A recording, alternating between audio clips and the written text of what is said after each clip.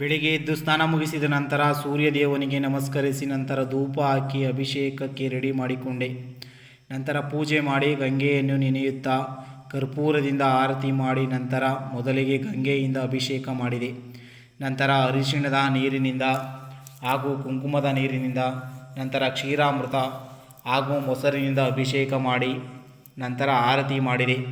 ಆಮೇಲೆ ದೇವಿಗೆ ಸೀರೆಯನ್ನು ಉಡಿಸಲು ಸೀರೆಯನ್ನು ನೆರಿಗೆ ಹಿಡಿದುಕೊಂಡೆ.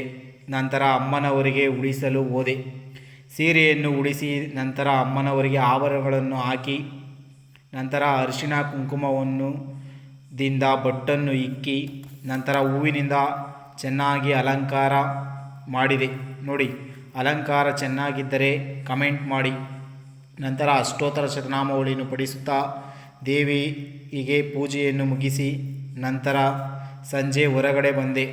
ನೋಡಿದರೆ ಸೂರ್ಯ ಯಾವ ರೀತಿ ಕಾಣುತ್ತಿದೆ ನೀವೇ ನೋಡಿ. ನಂತರ ಗಾಡಿ ತೆಗೆದುಕೊಂಡು ಮನೆ ಕಡೆ ಹೊರಟೆ. ಮನೆಗೆ ಬಂದು ಊಟ ಮಾಡಿಕೊಂಡ ನಂತರ ಎಂದಿನಂತೆ ಹೊರಗಡೆ ಬಂದು ಕುಳಿತಿದ್ದೆ. ಆವಾಗ ಇವರಿಬ್ಬರು ಬಂದರು. ಇವರನ್ನು ಗಾಡಿಯ ಮೇಲೆ ಕೂರಿಸಿಕೊಂಡು ಗಾಡಿ ತೆಗೆದುಕೊಂಡು ದೇವಸ್ಥಾನದ ಕಡೆ ಹೋದೆ. ನಂತರ ರಾತ್ರಿ ಪೂಜೆ ಮುಗಿಸಿದೆ.